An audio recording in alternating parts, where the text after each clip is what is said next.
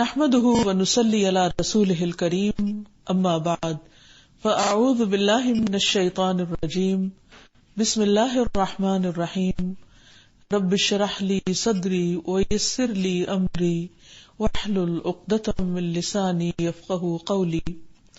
ناظرین، پروگرام اللہ کے خوبصورت نام کے ساتھ آپ کی خدمت میں حاضر ہیں۔ آج ہم انشاءاللہ اللہ سبحانہ وتعالی کے نام الرؤوف پر بات کریں گے۔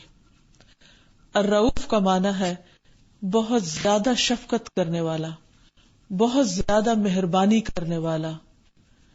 حقیقت یہ ہے کہ اللہ سبحانہ وتعالی اپنی تمام مخلوق پر بے انتہا مہربان ہے، لیکن انسانوں کے ساتھ اللہ تعالی کی شفقت اور رحمت کا خاص طور پر قرآن مجید میں ذکر آیا ہے۔ اگرچہ اس کی رحمت ہر چیز پر عام ہے، لیکن رحمت جب اپنے آخری درجے کو پہنچتی ہے تو رأفت میں بدل جاتی ہے۔ یہیں سے لفظ الرؤوف نکلتا ہے، یعنی وہ جو حد درجے کا نرم، مہربان اور شفیق ہے اپنے بندوں پر۔ تو آئیے ہم دیکھتے ہیں کہ قرآن و سنت میں ہمیں اس بارے میں کیا تعلیمات ملتی ہیں۔ سب سے پہلی بات یہ ہے کہ اللہ تعالیٰ فرماتے ہیں کہ ان اللہ بالناس لرؤوف الرحیم، بے شک اللہ تعالیٰ اپنے بندوں پر، لوگوں پر بہت زیادہ شفقت کرنے والا مہربان ہے۔ باقی مخلوق کے مقابلے میں اگر انسانوں پر اللہ تعالیٰ کی شفقت اور رحمت کو دیکھا جائے تو سب سے پہلی چیز یہ کہ انسان کو اللہ تعالیٰ نے جس شکل و صورت سے نوازا ہے اور جس قسم کا اس کو حسن عطا کیا ہے، یہ اللہ تعالیٰ کی خاص مہربانی ہے۔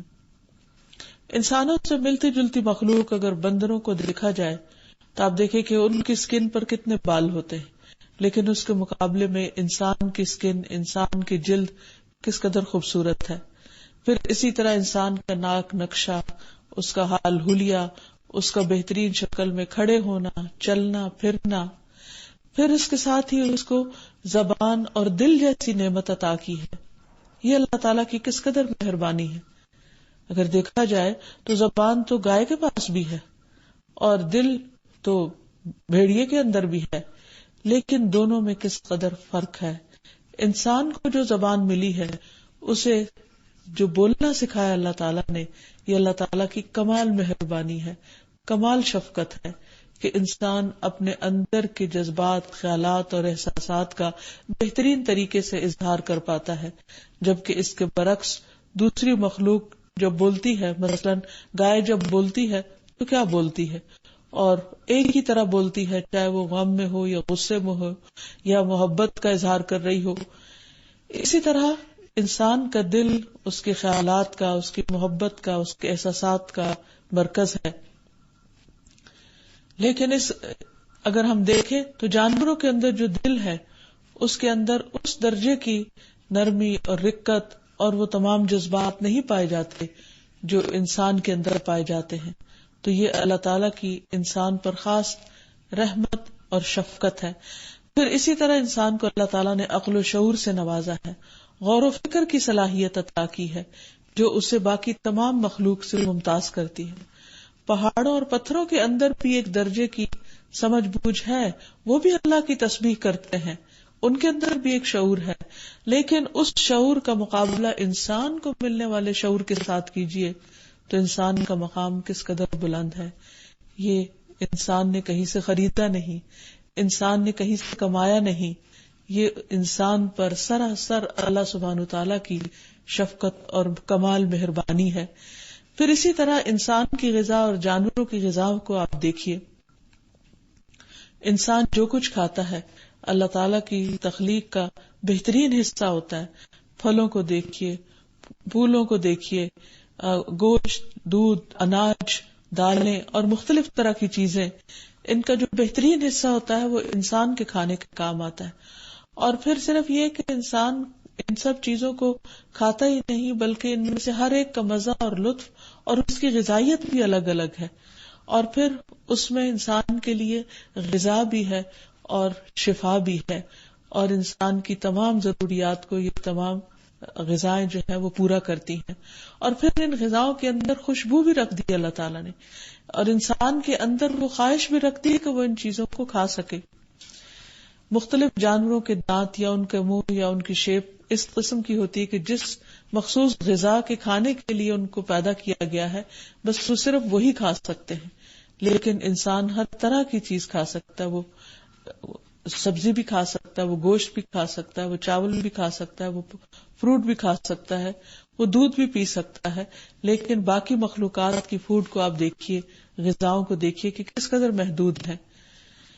تو یہ اللہ تعالیٰ کی بندوں پر بے حد مہربانی اور شفقت ہے کہ اس نے انسان کو یہ سب کچھ دیا۔ پھر اسی طرح آپ دیکھیے کہ اللہ تعالیٰ نے جہاں انسان کو سوچنے سمجھنے کی صلاحیت دی ہے، اس کے ساتھ ساتھ اس کو بھولنے کا طریقہ بھی اس کے اندر رکھ دیا، یعنی اس کو بھولنے والا بنایا۔ اگر انسان بھولنے والا نہ ہوتا تو دوسروں کی غلطیوں کو، دوسروں کی خطاؤں کو بھول نہ پاتا، انسان اپنے غموں کو بھول نہ پاتا، انسان دوسرے کے برے سلوک کو اور اپنی زندگی میں آنے والے ایسے واقعات کو جو اس کے لیے دکھ، درد اور تکلیف کا باعث ہوتے ہیں ان کو بھول نہ سکتا۔ تو یہ بھولنا جو ہے یہ انسان کے لیے کس قدر اللہ تعالیٰ کی مہربانی اور شفقت ہے کہ وہ وقت کے ساتھ ساتھ بڑے بڑے زخموں کو مندمل کر دیتا ہے۔ اسی طرح باقی تمام چیزیں، تمام نعمتیں جو انسان کو ملی ہیں، اگر انسان ان پر غور کرتا چلا جائے تو ساری مخلوق کے مقابلے میں انسان کو ملنے والی شفقت اور محبت اور نرمی اور رأفت اور رحمت جو ہے یہ کہیں زیادہ ہے جو اللہ تعالیٰ نے اس کو عطا کی ہے۔ پھر اسی طرح یہ ہے کہ جو لوگ اللہ تعالیٰ کی ان نعمتوں کو پا کر پھر اللہ تعالیٰ سے راضی رہتے ہیں، اللہ تعالیٰ کا شکر ادا کرتے ہیں، تو اللہ تعالیٰ بھی ان کے ساتھ اور زیادہ شفقت اور مہربانی کا معاملہ کرتا ہے۔ اسی لیے ہم دیکھتے ہیں اللہ تعالیٰ فرماتے ہیں وَمِنَ النَّاسِ مَن يَشْرِي نَفْسَهُ ابْتِغَاءَ مَرْضَاتِ اللَّهِ وَاللَّهُ رَءُوفٌ بِالْعِبَادِ، اور لوگوں میں سے کوئی وہ ہے جو اللہ کی رضامندی تلاش کرنے کے لیے اپنی جان بیچ دیتا ہے، یعنی جان لگا دیتا ہے، اس کو اپنی جان کی بھی پرواہ نہیں ہوتی، یعنی وہ اللہ تعالیٰ کا اتنا احسان مند اور اتنا شکر گزار ہوتا ہے کہ وہ اس کے لیے کچھ بھی کر جانے کو تیار ہوتا ہے۔ اور اللہ تعالیٰ ایسے بندوں کے لیے اتنا ہی زیادہ مہربان اور شفیق ہوتا ہے جو جتنا زیادہ اللہ تعالیٰ کے لیے قربانی کرنے والا ہوتا ہے۔ دیکھیے کہ انسان کے پاس جو کچھ بھی ہے اگر وہ سب کچھ بھی اللہ کی راہ میں خرچ کر ڈالے، اپنی جان تک دے ڈالے، تو بھی اس کا حق ادا نہیں ہو سکتا۔ ساری زندگی بھی سجدے میں پڑا رہے تو وہ اللہ تعالیٰ کا شکر ادا نہیں کر سکتا۔ لیکن انسان کی اچھی نیت، اس کا جذبہ، اس کی محبت، اس کا شوق اور اللہ کو راضی کرنے کی خواہش، اللہ سبحانہ وتعالی اس کی بھی بہت قدردانی فرماتے ہیں۔ اسی لیے فرمایا واللہ رؤوف بالعباد، اللہ شفقت کرنے والا ہے اپنے بندوں پر، یعنی خاص بندوں پر۔ یعنی ایک اس کی شفقت اور رحمت عام ہے جو سب کے لیے ہے، جس میں سب شریک ہے، اور ایک اس کی رحمت اور شفقت وہ ہے جو اس کے خاص بندوں کے لیے۔ اور یہ خاص بندے کون ہیں؟ جو اللہ تعالیٰ کی نعمتوں پر اس کے شکر گزار ہوتے ہیں اور اپنی ملنے والی تمام چیزوں کو اللہ کی راہ میں قربان کرنا جانتے ہیں۔ پھر اسی طرح یہ ہے کہ اللہ تعالیٰ اپنے بندوں پر بندوں سے بڑھ کر مہربان ہے۔ اللہ تعالیٰ نے بندوں کے لیے رحمت کا ایک حصہ، جب رحمت کو تخلیق کیا تو اس کا ایک حصہ زمین پر اتارا، جس کی وجہ سے بندے ایک دوسرے کے ساتھ محبت اور شفقت کا سلوک کرتے ہیں۔ ہم دیکھتے کہ ایک آدمی نبی صلی اللہ علیہ وسلم کے پاس آیا اور آپ نے دیکھا کہ وہ اپنے بچے کو اٹھا کر اپنے ساتھ چمٹا کر اسے پیار کر رہا ہے۔ تو آپ نے اس سے پوچھا کہ کیا تمہیں اس سے محبت ہے، کیا تمہیں اس پر رحم آتا ہے؟ تو اس نے عرض کیا جی ہاں۔ تو آپ نے فرمایا اللہ اپنے بندوں کے لیے اس سے بھی زیادہ مہربان ہے، یعنی جتنا ایک انسان کو انسان پر مہربانی اور شفقت اور محبت آتی ہے، اللہ تعالیٰ کو بندوں پر اس سے بھی زیادہ آتی ہے۔ پھر اسی طرح اللہ تعالیٰ کی رحمت اس کے غضب پر حاوی ہے۔ حقیقت یہ ہے کہ اللہ سبحانہ وتعالی ارحم الراحمین ہے اور اس کی رحمت اس کے غضب پر حاوی ہے۔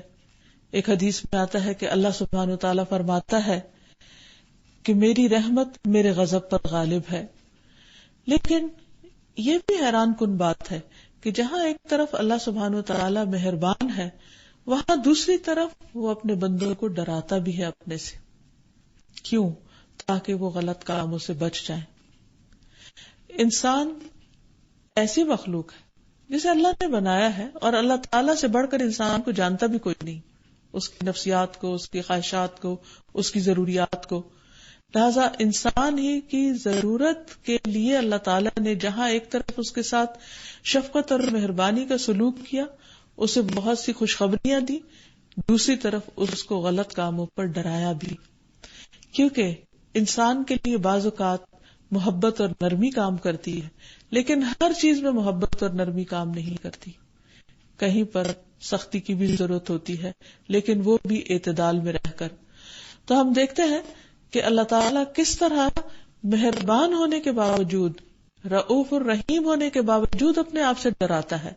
قرآن مجید میں آتا ہے یوم تجد کل نفس ما عملت من خیر محضرا وما عملت من سوء تود لو ان بینها وبینه امدا بعیدا ویحذرکم اللہ نفسہ واللہ رؤوف بالعباد. جس دن ہر شخص حاضر کیا ہوا پائے گا جو اس نے نیکی میں سے کیا اور وہ بھی جو اس نے برائی میں سے کیا. یعنی انسان اپنے اپنے ہر عمل کو اپنے سامنے دیکھے گا. یعنی قیامت کے دن چاہے گا کاش اس کے درمیان اور اس کے درمیان بہت دور کا فاصلہ ہوتا. یعنی انسان یہ چاہے گا کہ اس کے برے اعمال اس سے کہیں دور کر دیے جائیں، اس کی نگاہوں سے اوجھل کر دیے جائیں. اور اللہ تمہیں اپنے آپ سے ڈراتا ہے. وَيُحَذِّرُكُمُ اللَّهُ نَفْسَهُ وَاللَّهُ رَءُوفٌ بِالْعِبَادِ. اور اللہ بندوں سے بے حد نرمی کرنے والا ہے. یعنی حیرت انگیز کمبینیشن ہے کہ ایک طرف فرمایا کہ وہ بندوں سے بہت زیادہ نرمی کرنے والا ہے، اور دوسری طرف فرمایا وہ ان کو ڈراتا ہے.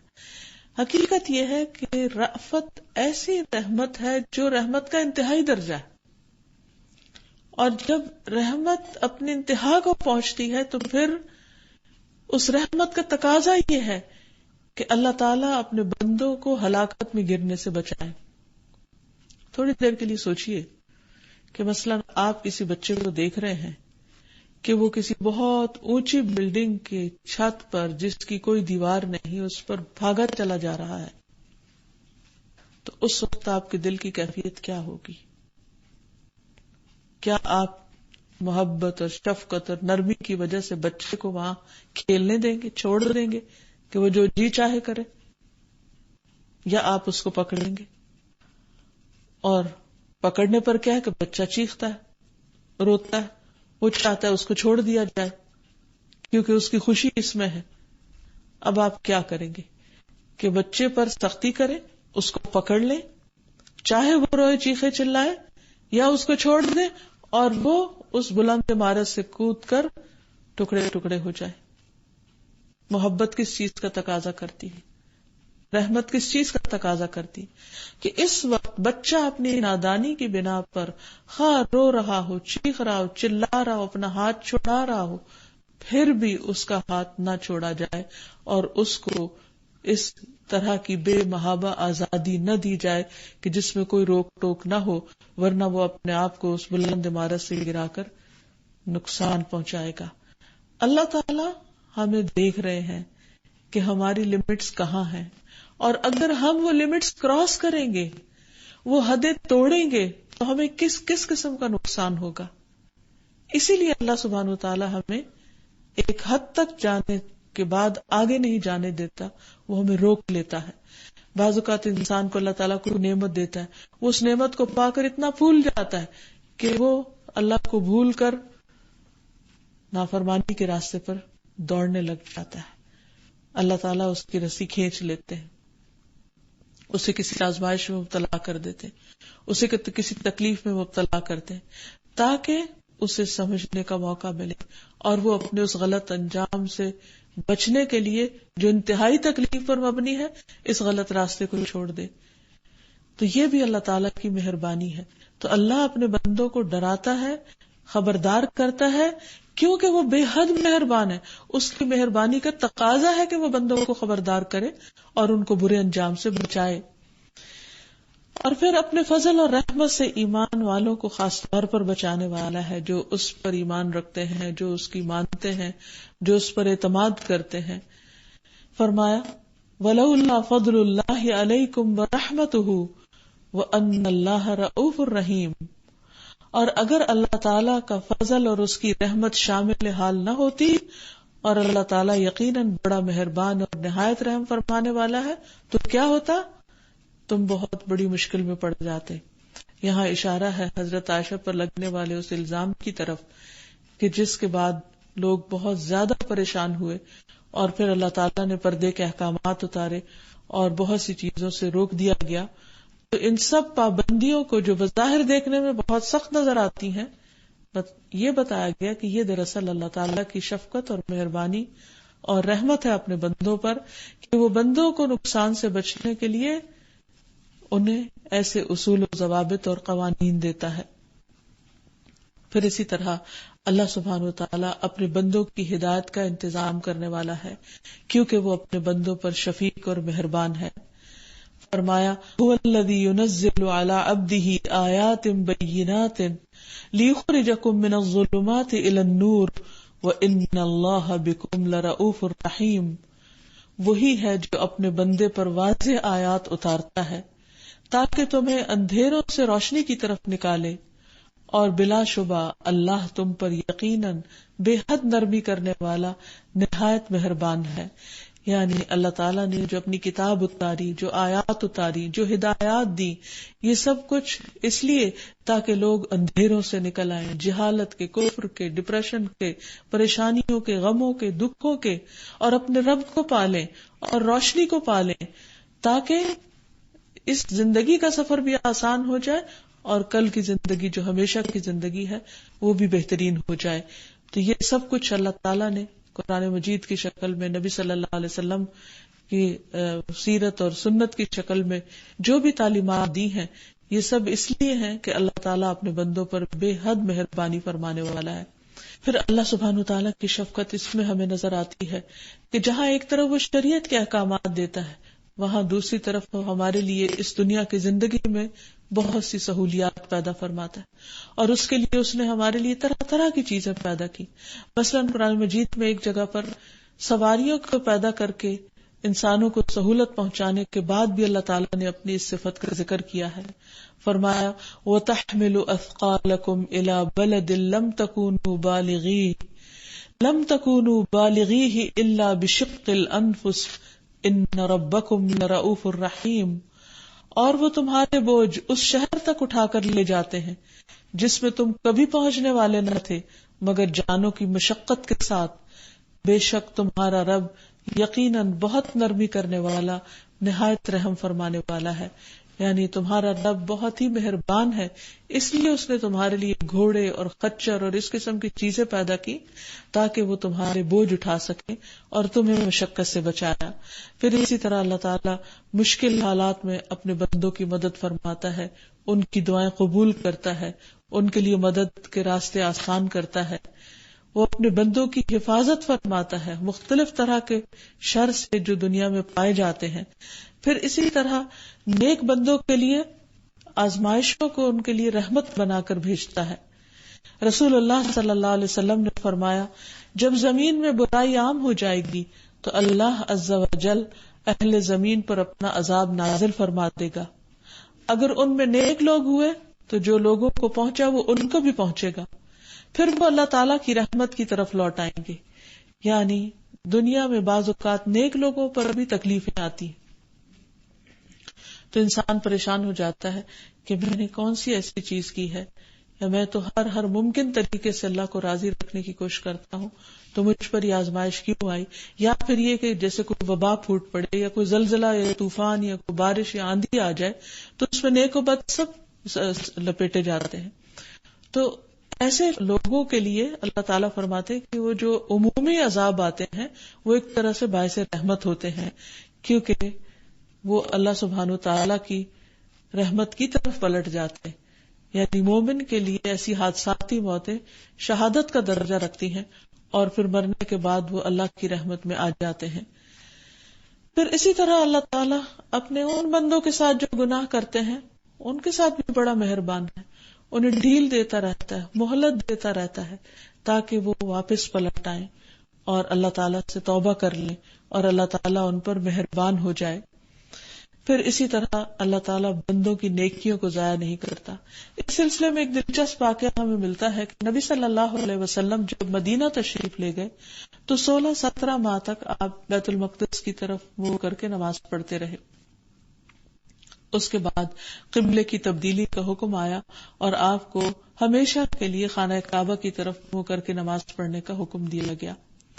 اس موقع پر بعض لوگوں کے دل میں یہ خیال آیا کہ وہ لوگ جو اس حکم کے آنے سے پہلے یعنی اصل اور ہمیشہ کے قبلے کی طرف رخ کرنے سے پہلے درمیانی عرصے میں فوت ہو گئے ہیں، ان کی نمازوں کا کیا ہوگا، کیونکہ یہ ان کو معلوم تھا کہ نماز کی قبولیت کی شرائط میں سے ایک اہم شرط قبلہ رخ ہونا ہے.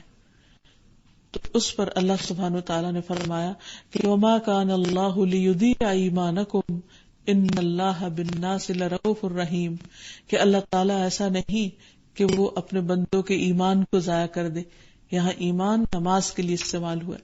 اللہ تعالیٰ اپنے بندوں کی نمازیں ضائع کرنے والا نہیں، کیونکہ وہ بھی اللہ تعالیٰ کے حکم پر ہی اس طرف منہ کر کے نماز پڑھ رہے تھے، اور اگر وہ اس قبلے کو نہیں پا سکے اور اس سے پہلے ہی دنیا سے چلے گئے تو اللہ تعالیٰ کو سب معلوم ہے اور اس کی حکمت اور اس کی وجہ بھی معلوم ہے. اللہ تعالیٰ اپنے بندوں پر بہت ہی شفقت کرنے والا اور مہربان ہے. اللہ سبحانہ وتعالیٰ اپنے خاص بندوں پر دنیا کے علاوہ آخرت میں بھی بہت مہربانی کرنے والا ہے، ان کے لیے بہت شفیق اور مہربان ہے. قرآن مجید میں آتا ہے وَأَمَّا الَّذِينَ ابْيَضَّتْ وُجُوهُهُمْ فَفِي رَحْمَةِ اللَّهِ هُمْ فِيهَا خَالِدُونَ، رہے وہ لوگ جن کے چہرے سفید ہوں گے سو اللہ کی رحمت میں ہوں گے اور اس میں ہمیشہ رہنے والے. یہ کون ہیں سفید چہروں والے؟ وہ جنہوں نے اس دنیا میں حق کو پہچانا اور اسے قبول کر لیا اور ہمیشہ اللہ کی رضا کی تلاش میں رہے، تو قیامت کے دن اللہ تعالیٰ انہیں ایک خاص نور عطا فرمائے گا. ایسے لوگ اللہ تعالیٰ کی رحمتوں میں ہوں گے.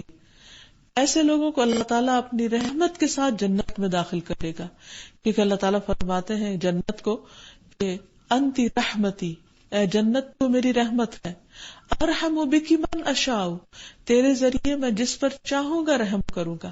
تو اللہ تعالیٰ اپنے محبوب بندوں کو اپنی خاص رحمت کے ساتھ جنت الفردوس میں داخل فرمائے گا، کیونکہ کوئی بھی شخص محض اپنے اعمال کی بنا پر جنت میں نہیں جا سکتا. ایک شخص اگر ساری زندگی بھی نیک عمل کرے تو قیامت کے دن اس کے اعمال کو رکھ کر ایک ادنا سے ادنا، یعنی چھوٹی سے چھوٹی نعمت کو بھی اگر یہ کہا گیا کہ تم اپنا حصہ وصول کر لو تو وہ سارے اعمال لے لے گی. تو باقی ساری نعمتوں کے بدلے میں پھر انسان کے پاس کیا ہے دینے کو؟ تو یہ تو صرف ایک بہانہ ہے اللہ تعالیٰ کی رحمت کو حاصل کرنے کا.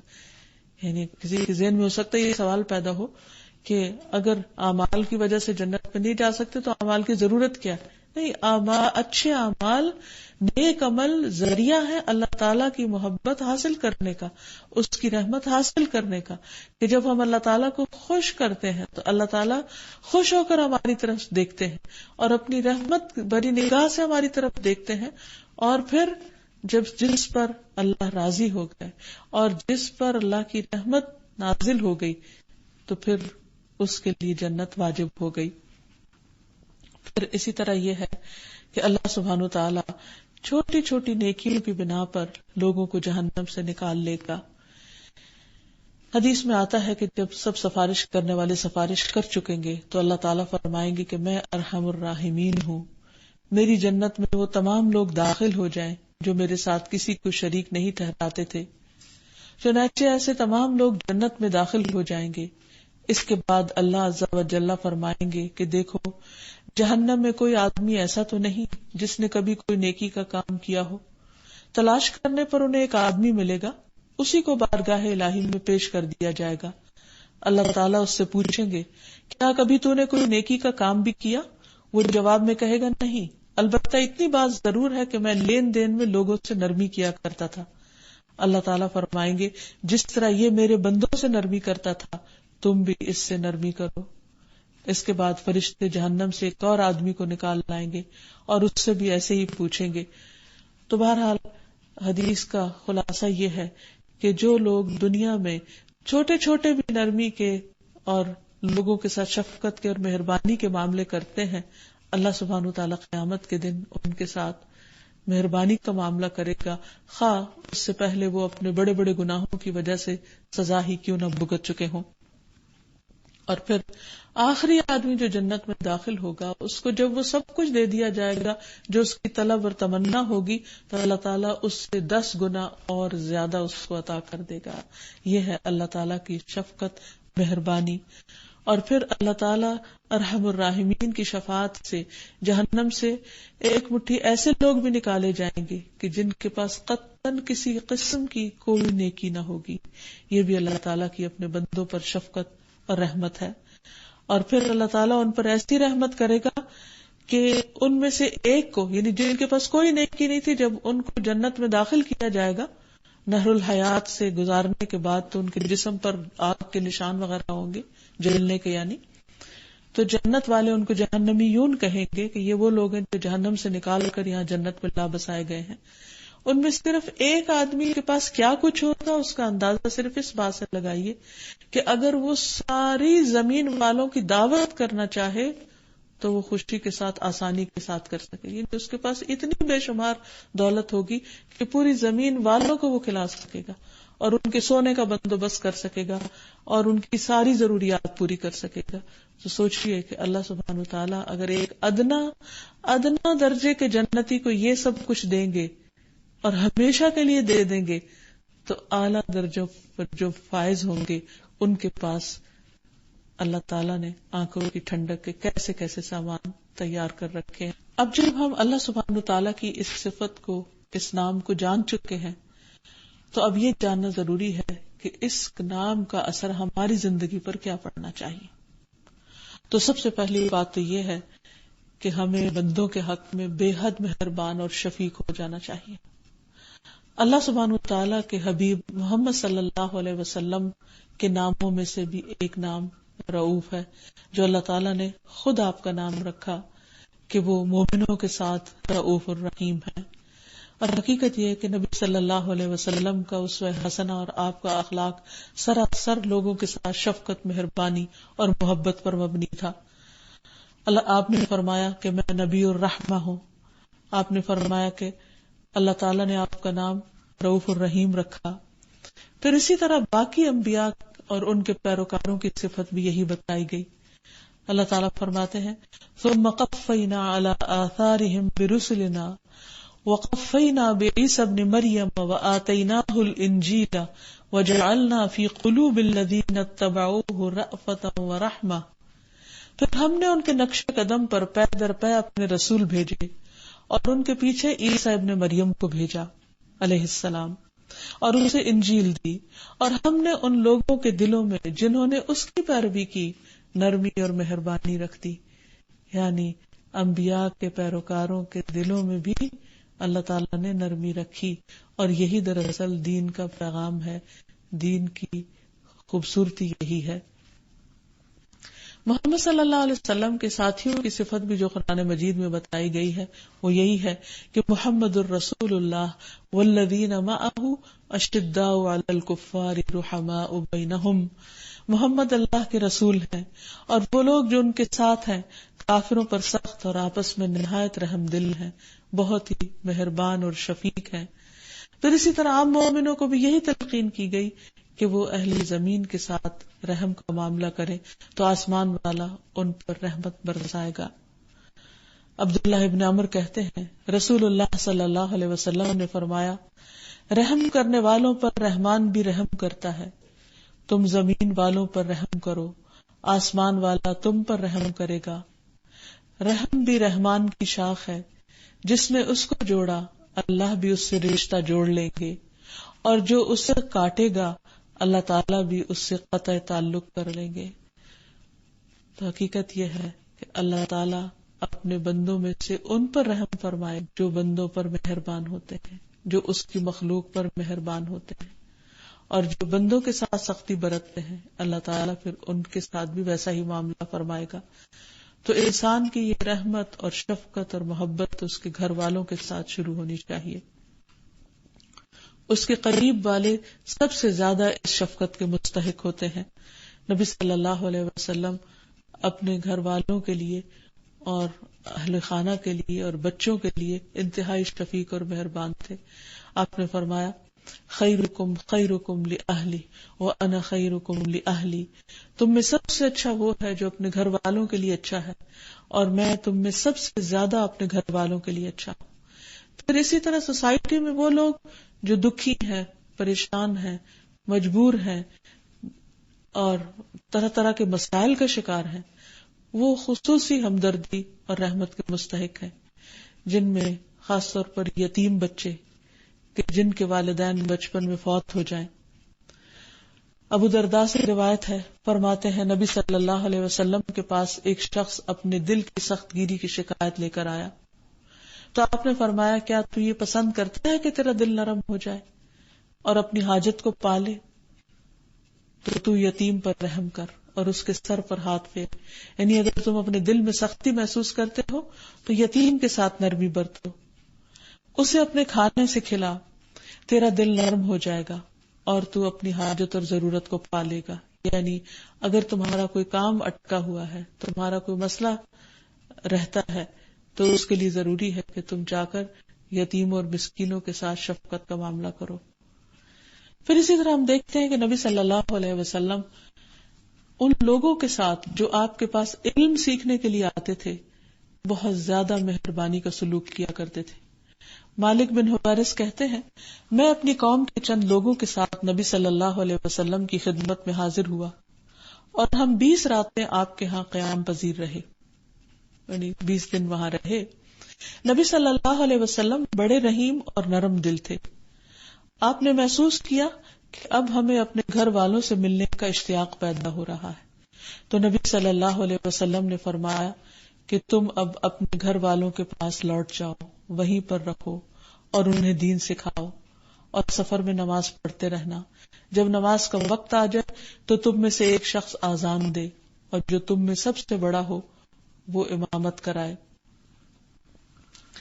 اسی طرح جانوروں کے ساتھ شفقت اور مہربانی کا سلوک کرنا چاہیے، کیونکہ ان کے اندر بھی جان ہے، ان کے اندر بھی ایک احساس ہے، کیونکہ اللہ سبحانہ وتعالی اس شخص پر مہربانی کرے گا جو اللہ کی مخلوق پر مہربانی کرے گا۔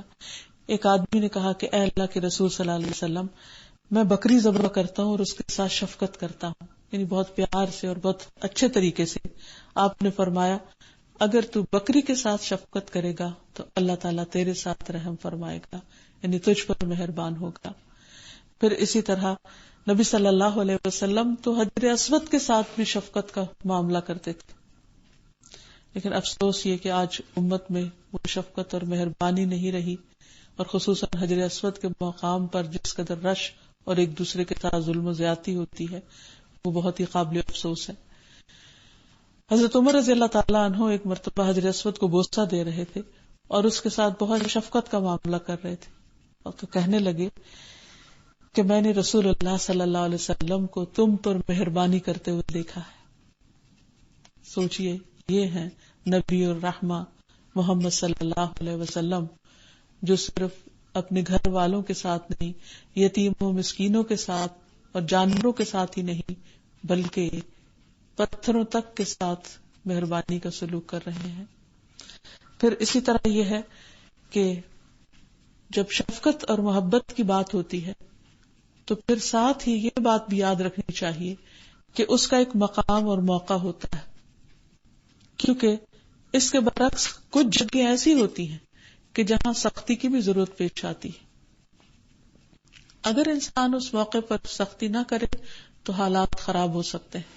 مثلا چور، ڈاکو، ظالم کے ساتھ صرف نرمی کرنا اور اس کو اس کے بڑے بڑے جرم پر صرف معاف کرتے چلے جانا اور اس کے ساتھ مہربانی کا سلوک کرنا اس کو اور زیادہ جرم میں پختہ کر دے گا، اور اس طرح مظلوم کے ساتھ ناانصافی بھی ہو جائے گی۔ اگرچہ قاتل تک کو معاف کر دینے کی بات قرآن مجید میں کی گئی ہے، لیکن جہاں ضرورت ہو وہاں سزا بھی دی جا سکتی ہے تاکہ معاشرے میں شر اور فساد کو روکا جا سکے۔ بعض اوقات نرمی کی جگہ سختی ضرورت بھی ہوتی ہے، مثلاً ایک ڈاکٹر ایک مریض کے جسم کے کسی حصے کو کاٹتا ہے تو ظاہر ہے کہ وہ اصل میں نرمی اور رحمت اور شفقت کی وجہ سے ہی کاٹ رہا ہوتا ہے، لیکن طریقہ کار اس سے بہرحال ایسا اختیار کرنا پڑتا ہے کہ جس میں بعض اوقات تکلیف دہ مرحلہ بھی پیش آ جاتا ہے۔ پھر اسی طرح یہ ہے کہ انسان کو اگر سختی بھی کرنی پڑے تو اس میں حد سے نہ بڑھے۔ حقیقت یہ کہ شیطان کے بہت سے ٹرکس ہیں۔ کچھ لوگ بہت نرم مزاج ہوتے ہیں تو شیطان ان کی نرمی کے راستے ان پر آتا ہے، اور وہ اس نرمی کے ساتھ پھر ظالم چور ڈاکو کے ساتھ بھی نرم ہوتے ہیں اور ان کو بھی سزا نہیں دیتے۔ یہاں پر اب شیطان کامیاب ہو گیا بے جان نرمی کروانے میں۔ اسی طرح کچھ لوگ سختی پسند کرتے ہیں تو شیطان ان کے لیے سختی کو مزین کر دیتا ہے، لہذا وہ اپنے گھر والوں کے ساتھ، بیوی بچوں کے ساتھ، اپنے دوستوں، عزیز اقارب اور سب قریب کے لوگوں کے ساتھ سختی کرنے لگتے ہیں، اور وہ سمجھتے ہیں کہ یہ سختی ان کے مزاج کا حصہ ہے اور یہ ان کے لیے زیادہ سوٹیبل ہے، حالانکہ یہ درست نہیں۔ تو انسان کو ہمیشہ شیطان کے ہتھ کنڈوں سے محفوظ رہنے کے لیے اللہ تعالیٰ کی مدد لیتے رہنا چاہیے، کیونکہ جہاں ہمارے دین میں رأفت اور رحمت اور نرمی اور شفقت اور محبت ہے، وہاں دوسری طرف موقع محل کے اعتبار سے سختی بھی ہے۔ اسی لیے ہم دیکھتے ہیں کہ ہمارے دین میں جو شرعی سزائیں ہیں وہ بھی اسی مقصد کے لیے ہے تاکہ معاشرے سے جرائم کو روکا جا سکے۔ تو گویا اس معاملے میں بہت محتاط رہنے کی ضرورت ہے کہ شیطان انسان کے ساتھ، اس معاملے میں انسان کو بہت ہوشیار رہنے کی ضرورت ہے، بہت چوکنا رہنے کی ضرورت ہے کہ شیطان اس کو صحیح راستے سے نہ ہٹا دے، اعتدال کے راستے سے نہ ہٹا دے، کہ اگر کسی کے مزاج میں نرمی زیادہ ہے تو اسے بے جا نرمی پر نہ ابھارے، اور اگر کسی کے مزاج میں سختی ہے تو اسے بے جا سختی کی طرف نہ لے جائے۔ اسی لیے ہم دیکھتے ہیں کہ ہمارے دین میں جہاں عمومی طور پر شفقت اور رحمت کا معاملہ کرنے کا حکم دیا گیا، وہاں دوسری طرف شرعی سزائیں بھی بتائی گئیں، حدود کے بارے میں بھی بتایا گیا، تاکہ معاشرے سے جرائم کو روکا جا سکے اور لوگوں کی زندگی کو پرامن بنایا جا سکے۔ اور یہ بھی اللہ تعالیٰ کی دراصل بندوں کے ساتھ ایک شفقت اور مہربانی ہے۔ پھر اسی طرح ہم دیکھتے ہیں، حضرت عائشہ کہتی ہیں کہ رسول اللہ صلی اللہ علیہ وسلم نے اپنے ذاتی معاملے میں جو آپ کو تکلیف دی جاتی اس میں کبھی کسی سے بدلہ نہیں لیا، ہاں جب اللہ کی قائم کی ہوئی حد کو توڑا جاتا تو پھر آپ اللہ کے لیے بدلہ لیتے تھے۔ اسی لیے ہم دیکھتے ہیں کہ قرآن مجید میں اللہ تعالیٰ فرماتے ہیں وَلَكُمْ فِي الْقِصَاصِ حَيَاةٌ يَا أُولِي الْأَلْبَابِ لَعَلَّكُمْ تَتَّقُونَ، اور تمہارے لیے بدلہ لینے میں زندگی ہے اے عقل مند لوگو، تاکہ تم بچ جاؤ، یعنی برے انجام سے بچ جاؤ۔ یہاں عمومی طور پر یہ بھی یاد رہے کہ کچھ معاملے ایسے ہیں کہ جن میں نرمی کرنے کی اجازت نہیں، مثلاً اگر بچہ 10 سال کا ہو جائے اور نماز نہ پڑھے تو اس کے ساتھ سختی کرنے کا حکم ہے۔ پھر اسی طرح اگر کوئی انسان منکر کو دیکھتا ہے تو اس کو پسند نہ کرے، اس پر لینیٹ نہ ہو، بلکہ اگر اس کو ہاتھ سے روک سکتا ہے تو ہاتھ سے روکے، اگر ہاتھ سے نہیں روک سکتا تو زبان سے روکے، ورنہ دل میں اس کو ضرور برا سمجھے۔ پھر اسی طرح یہ ہے کہ اگر کوئی شخص اللہ سبحانہ وتعالیٰ کی حدیں توڑ رہا ہو، اللہ کی نافرمانی کے کام کر رہا ہو، تو اس کو بھی اچھی طرح سمجھانا چاہیے، لیکن اگر وہ نہ سمجھے تو سختی بھی کی جا سکتی ہے۔ اسی طرح اگر کسی کے دین کا نقصان ہو رہا ہو تو اس کو بھی روکنے کے لیے سختی کی جا سکتی ہے۔ پھر اگر کسی کی دنیا کا کوئی نقصان کرے تو اس معاملے میں بھی انسان فرم رویہ اختیار کر سکتا ہے۔